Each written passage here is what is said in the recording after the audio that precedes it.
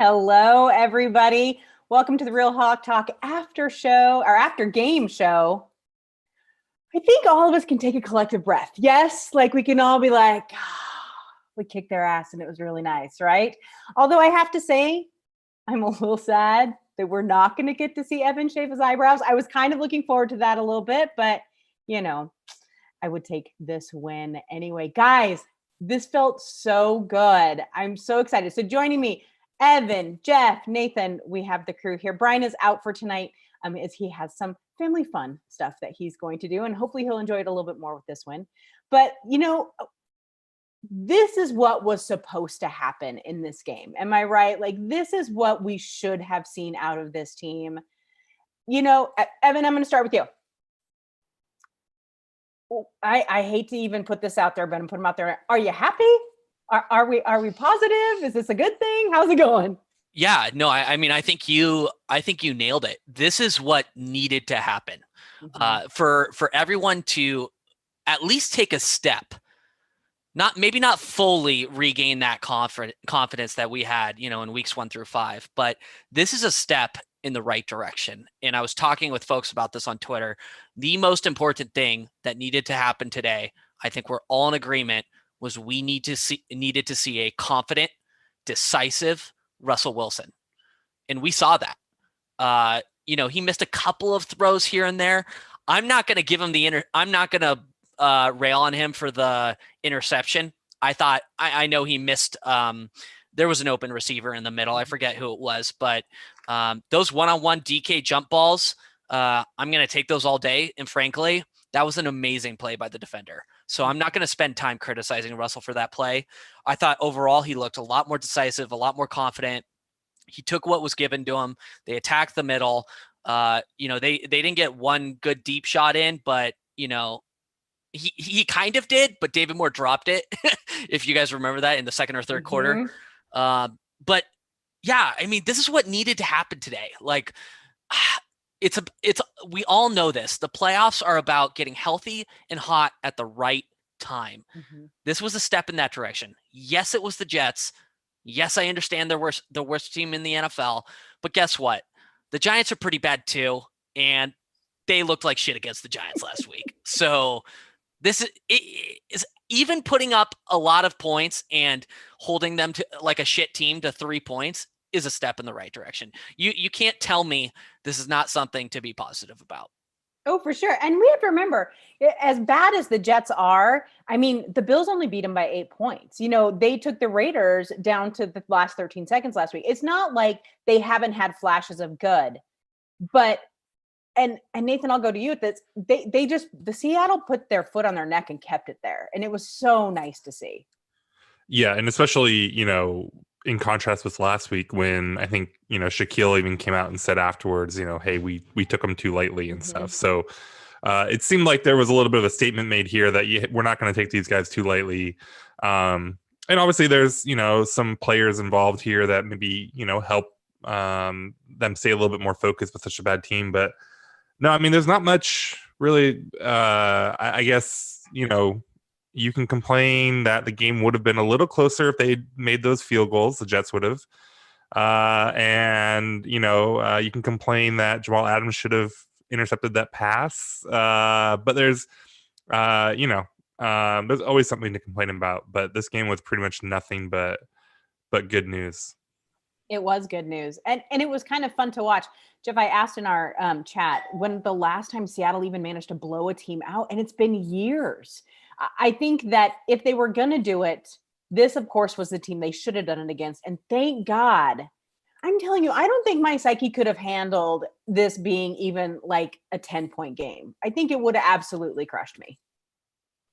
I got increased. So I predicted them to win 37-13, which looks good now. But like all morning, I was just getting more and more nervous about this game. Like I was watching the Cardinals beat the Giants and I was like, oh, this doesn't feel good. And then, there's some news of like Gus Malzahn, the Auburn coach, got fired today. Lovie Smith got fired today. So I'm watching the Cardinals and I'm hearing about these coach firings and I'm just thinking like, oh man, if they lose today, like we're in just a bad place. And they pretty much immediately, washed that away. Like this game was out of control from the word go. So it was very nice. It was very fun. So Jeff, offense or defense, who are you more impressed with today? That's actually a hard one. Yeah, me too. I couldn't pick. Overall, I don't think there's too much to glean from the game on that side just because of how bad the opponent was today. Fair. But I'll go with the defense. They were missing Carlos Dunlap, who we've seen what their pass rush has been in without him. Jamal could have had a pick six. That was as bad of a drop as you could see. And yeah, they missed 3 field goals, so the numbers look a little different at the end. But Sam Darnold has looked functional this year. The fact that Gino Smith basically matched him in points is pretty says something. Yeah, it's hard to tell because the Jets on defense, their personnel is so bad. They have. We complain a lot about some of the Seahawks players. These guys on defense just have they have that safety, and that's pretty much it. They have no talent, so it's hard to know. It's hard to gauge how much to glean from that game offensively. Right. It is true. And we can, use the caveat for this entire thing of, well, it was the Jets. Well, again, like I said before, the Jets have played some teams pretty well. And Sam Darnold, when he gets on a roll, he is a serviceable quarterback. And I did say this online. I'm going to say it again. I really hope he gets another chance with another coach and another team at some point, because I think the kid has some talent. But Seattle just never let that happen. There wasn't a quarter where you're like, oh my God, are they losing control? There's always a quarter. And that's why I usually take the third quarter off, because I can't stand it because it makes me so irritated. But the Seattle just didn't have that quarter. I guess you could say the fourth quarter when Gino took over, but I just don't think that was it. They looked like they should have looked last week against the Giants. They looked completely prepared, but this week they were not going to make that same mistake. And I think that was very refreshing for a lot of Seahawks fans. Nathan, 174 yards rushing. 174 yards rushing. The rushing game matters. He tried to pick a fight with me on Twitter, and I wouldn't fall for it about Chris Carson. But I will tell you that the runners looked pretty good today. 66 yards for Hyde, 76 yards. Yes, Carlos Hyde looked great. Yeah, I was impressed with the balance of the run game this time too. You're laughing because he hates runners. He hates running backs. No, I did. I thought Carlos Hyde looked really, really good. I thought he looked great. Whatever. Shut up. Stop it. Just don't even stop. Such an ass. Oh my God. Nathan, have you just gone full troll mode during every game now? Or are you just is every tweet just bait now? No, of course not. I wouldn't do that. You'd never do that. Oh God, whatever. Oh my gosh, you've caused fights with me and other people. Look at you. Look what you're doing. Oh my God. Actually, you know who else played well today that we should highlight? Hugo Amadi played well today. You tweeted that out. Yeah. What did you see that you liked from him? Yeah, I mean, obviously everybody's minds goes to the dropped pick six, but he looked tight in coverage throughout the entire game. I know they don't have a ton of strong weapons, but he's a player that has been a little bit under the radar this year. I feel like, in terms of how well he's played. Obviously, that position specifically has been a struggle since Justin Coleman left in free agency for the Lions. This is Ugo's second year, filling in for Blair, who got injured early in the year. This is a player to keep an eye on. I know he doesn't make a ton of flashy plays and stuff like that, but he's a player they can rely on, and I hope they keep him in the fold long term. Yeah, and he could have had a pick six today too. Yeah. Evan, you talked about them signing him long term. He's not up for he has another year left, right? I think 2. So he has 2 years left. Yeah. I was just second year. Yeah, Right. So I worded that probably a little vaguely in a confusing way, but I think they should extend him as soon as they can, basically. I do think we need to mention too the insane difference with Shell in the line versus not. I mean, it was so obvious. Now, granted, caveat, Jets, we get it, but how important was it to get him back and then turn around and lose him again? Jeff, what do you think?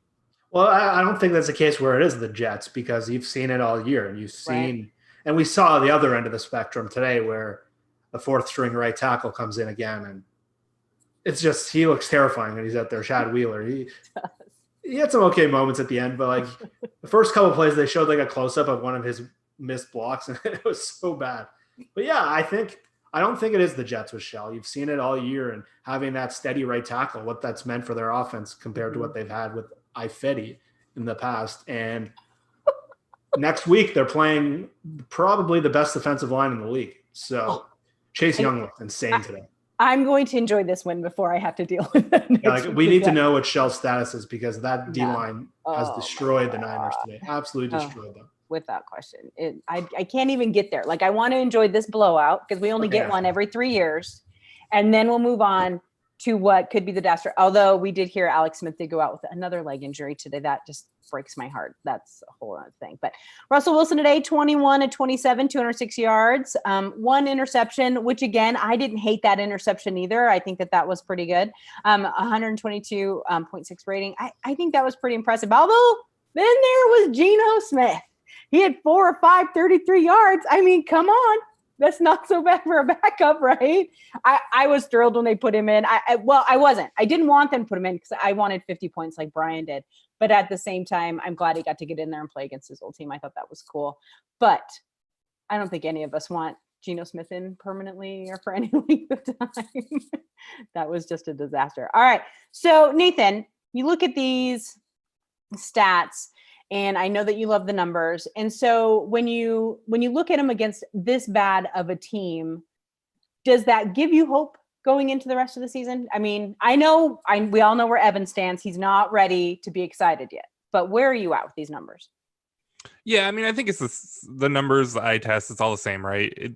It was awesome, but, and you're playing an 0-12 team or whatever, 0-13 or whatever now. So, yeah, whatever measurement you're using, right? Numbers, eye test, echolocation, I don't care, right? You're gonna have to like throw a grain of salt on it, right? And I mean, we talked about this on the pod, on Wednesday, and I said that Evan was scared shitless of this game, which, boy, that seems a little silly in retrospect. But I said I wasn't scared of this one, but I'm scared of the next one. And so that's, I mean, yeah, it's going to be super interesting next week. I'm going to be nervous about it all week long, but it's going to be a good test, right? I think, Washington's not a particularly good football team, but I think that they can exacerbate a lot of the problems Seattle has. And if Seattle can win that game and if they can look good doing it, then I think you can really get some confidence back, right? I am nervous as hell about Brandon Shell's injury. Yeah. I really, really hope that is just a slight tweak or something. And they were already so far ahead, so they yanked him just to keep him healthy. I hope so too. I hope it's a reflection of that, not the injury. Mm-hmm. I don't think it's insane to think like his availability could really determine the outcome of Sunday's game. Stop. No, Enjoy this one. Yeah, it's tough. I mean, you sit there and I flip back and forth.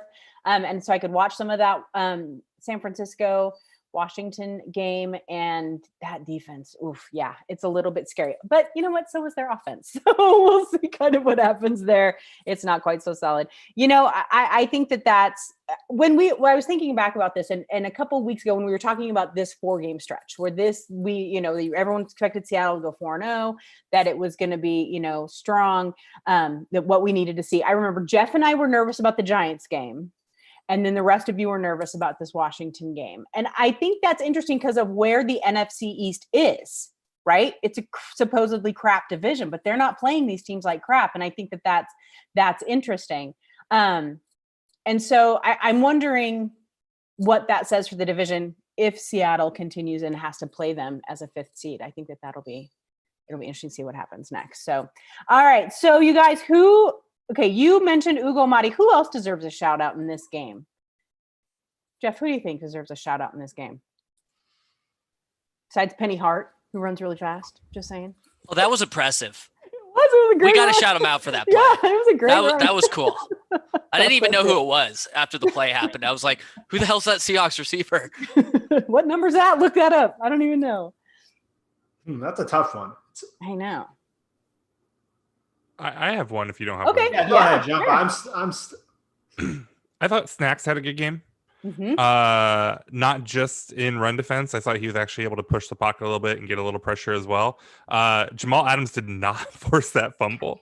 The broadcast, they kept trying to show it like he had done that, and that would have been a nice play by Adams. I mean, I think he stacked a tackle and then would have had a tackle for loss. So not really taking anything away from him, but Snacks was the one that came in and actually knocked that ball loose. So I thought he had a nice game. He was someone that in the pod last week, I thought he was has just kind of been a guy.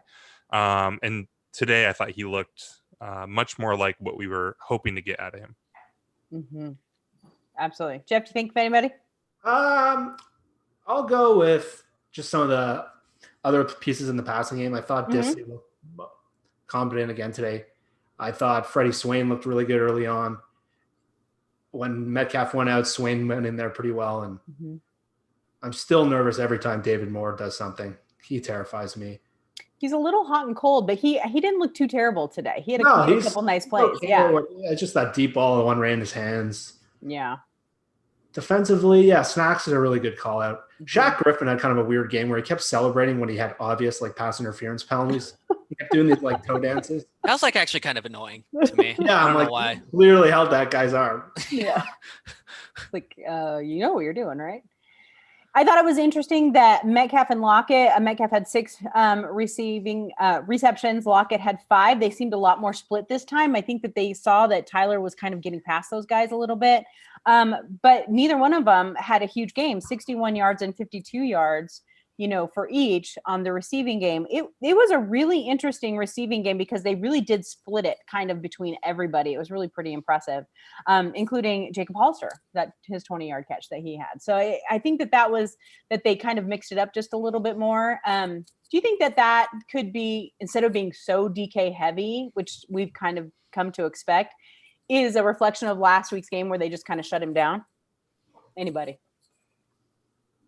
Hopefully it's a reflection of Lockett maybe getting healthy again. That's what I was. Okay. Yeah. Yeah. I'm okay. I know that they lost the game that, Tyler had 200 yards. And then I think the week or two later, DK had a 160, 170 yard game. Yep. I'm very happy with those games. I have DK on my fantasy team, so I'm very happy with the extra happy with the DK ones. So I don't worry too much about the balance, but I mean, hopefully Tyler showing up a little bit more today just shows that he's getting a little bit, right with his body and everything. I hope so too. Evan, because there's always something, what was super frustrating to you today and what were you real happy to see?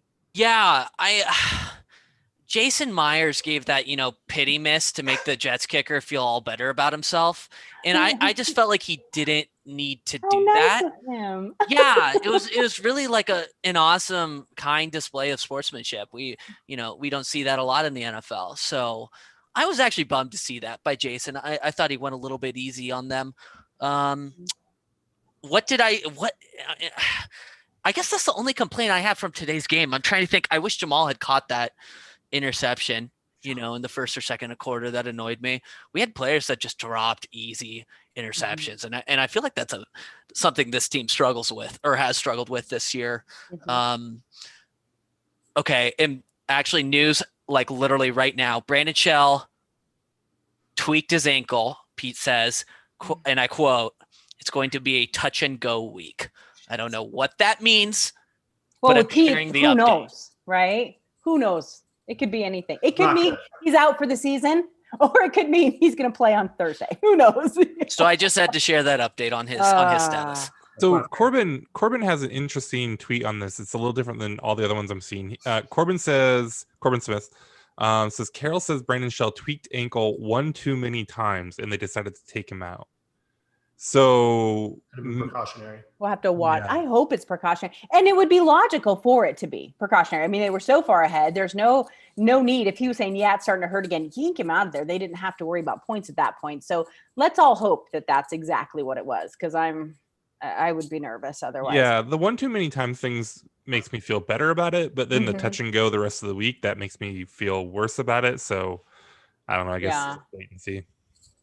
because God knows with Pete. Nobody knows at this point. What about you, Jeff? What drove you crazy about this game, and what were you excited about in this game? Well, not excited. You guys don't ever get excited, but what did you like? One thing annoyed me is just how off they are at throwing screen passes.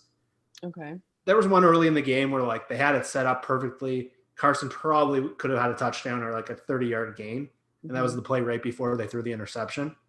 And like Russell was short. And then they had another one like perfectly set up. And Russell was like 3 feet over his head.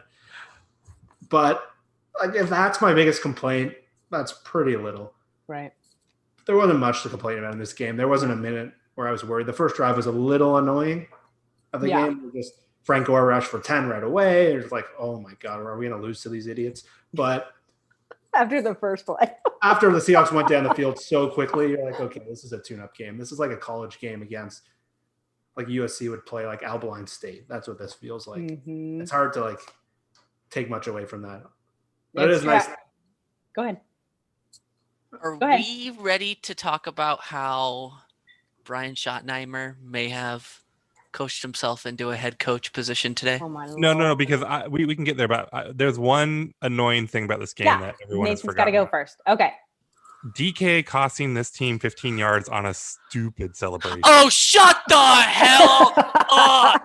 Such a dumb celebration. Roger Goodell negativity. You sound like the Grinch right now. You sound like the Christmas Grinch. First of all, Mr. you can't Grinch. use props. You can't use props. That's the one thing. You can't use props. Mm-hmm. So first of all. Anything else, Grinch? Yeah. If you're going to use a prop, have a good celebration. We've watched this team do these dances. They've like got choreography and stuff. DK, like 5 minutes before the game, ran to a printer. He's got a white piece of paper that says happy birthday in big black letters. And then he like points the camera at it. 15 yards, like do something good, creative. Like get our boy Cashman to have you to design you some cool happy birthday art thing and then point the camera at that. Like try a little. If you're going to cost the team 15 yards, try a little. This team has tried so much harder on legal celebrations than DK did on this half-assed one that cost him 15 yards.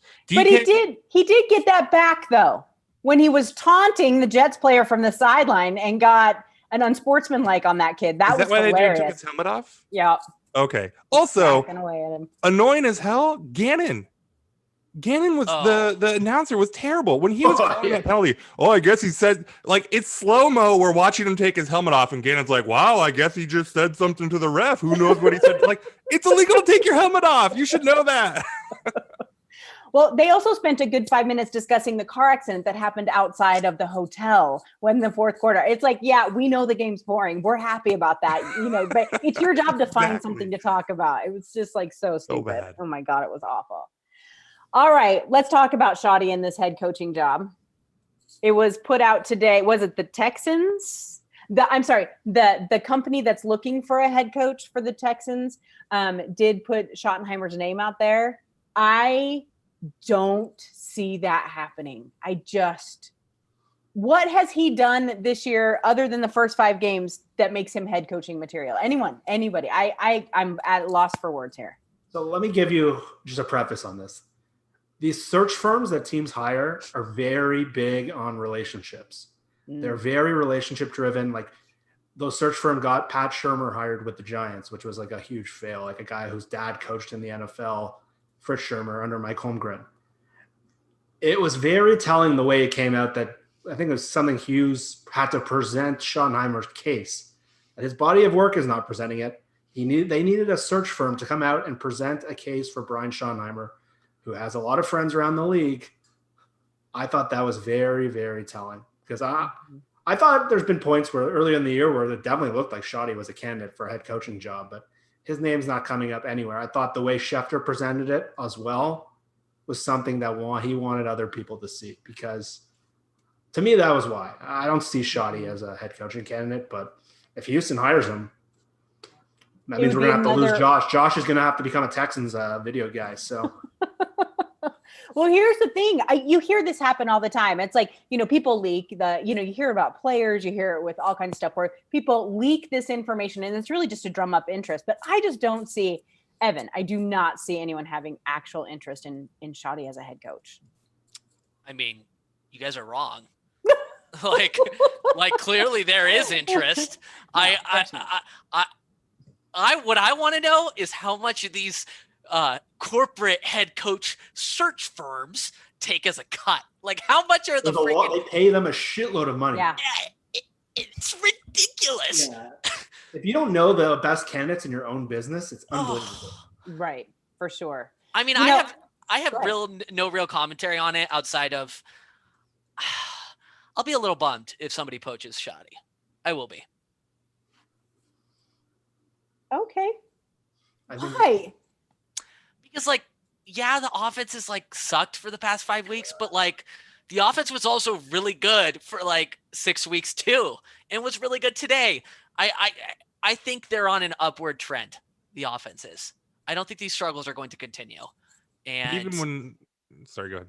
Like this conversation would be unfathomable to anybody here, like in week 5. You know what I mean? Like I just feel like this is a momentary blip. In week 5, the head coaching talk would have made a little bit more sense. Right now, it makes no sense at all because he can't even control this, change up the offense enough, for the Giants to not beat the Seahawks. So why would he be a head coaching candidate? It's bizarre to me, but this is what I've decided. The 4 of us need to become one of these search firms because obviously we're smarter than everybody else, right? And so we can go ahead. We'll tell you exactly the right coach for it. Nathan can be in charge because he's calm. Let me rephrase. No. I don't think he should be a head coaching candidate, but he will be a head coaching candidate. Crazy. It's crazy. Because I don't think any of these search firms are qualified whatsoever. I think they're idiots, but no, that's why we're going to let Nathan do it. Well, no, clearly Brian is in charge. I'm happy working in the background. No, I mean about a new firm. That'll be you. Oh, we're not letting Brian in? Well, Brian can come, I guess. I mean, no. Well, we'll talk about it. No, yeah, I think I don't know who's chatting as Hawk Blogger in the YouTube chat. Is that one of you guys? Nope. I have no idea who that is. But you're right. We don't know who that is, people. Sorry. No, I think this year actually has to help Shoddy a lot, even though the offense has been up and down. I think he has put his stamp on it, right? This is clearly different than what Pete has wanted to do and done in the past. And so I think that has to, beyond the NFL, they're going to care about relationships. There's nepotism, all that stuff. And Shoddy's been kind of groomed for this for a long time. And now this year, I think he has something that he can kind of say is his own. Even if it hasn't always been great, right? And that has to help him. Well, I will agree that, at least it's different, right? At least he's brought something new to the table. And I think that is refreshing.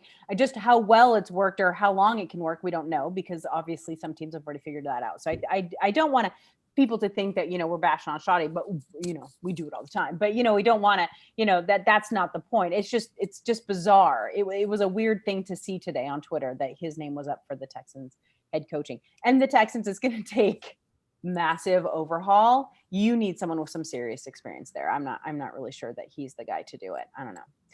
So let's talk just a little bit. Wednesday we're going to do the show about next Sunday's game, but let's talk about that for just a little bit. Let's talk about what can Seattle take from this game, not against their opponent, but just what they have done on this game, moving forward into this Washington team whose defense is real, just like the Giants defense was real. There's question marks with the quarterback there. Obviously, we don't know what the deal is with Alex Smith yet. But what can Seattle take? Jeff, let's start with you. What can Seattle take from this game that they did and move it in to the next game? Oh, I think they need to be aggressive on early downs and not try to get into too many third downs. And I think that's what they were better at today, even though they hit on some third downs like 3rd and 15. Because if they try to run the ball and set up 3rd and longs against that Washington D-line, I think that's very dangerous. That D-line just destroyed San Francisco today. That game's still going on, but I think they need to be aggressive early. I think they need to throw early, and I think they need to keep them off balance because like last week when a defense takes over the game, they're very similar in terms of like style to that Giants team. They don't have much on offense. They're going to be pretty conservative. You'll see a lot of running, a lot of short passes. They want to win with defense, and if Seattle doesn't kind of dictate the tempo of the game, it's going to look like last week where everything's a struggle. Well, Well, let me elaborate on that just a little bit. Please do. 100% agree with you, Jeff. I am extremely concerned about Washington's pass rush. Chase Young has been an absolute beast for them this year, very predictably, obviously. In today's post-game press conference, Pete Carroll, obviously we missed this, but I saw the quote. Pete Carroll said one of the priorities they had in this game was getting the ball out of Russell's hands quickly. I think they have to do the same against Washington. They got to get that quick passing game going, because if Russell holds on to it, they are going to take sacks for losses. Russell, I think, was only credited with 1 today, maybe taken away by a penalty. I'm not sure. Yeah, he had no sacks technically today because it was taken away by a penalty. That's a huge deal that we didn't cover, but is important. Like, that's something we've been railing on Russell Wilson for, like, his entire career, is those bad sacks where he's extending a play. That's the number one thing I think we need to see from Russell in this offense moving into Sunday, is that quick passing game. We have to get it out of his hands in under 2 seconds. If he holds on to it longer, that's where the negative plays pile up, and it could get ugly. Evan, the Eagles just beat the Saints. I know it hurts. It hurts because right now. No, Packers. Green Bay. Green Bay ended up winning. Yep, they just won 31-24.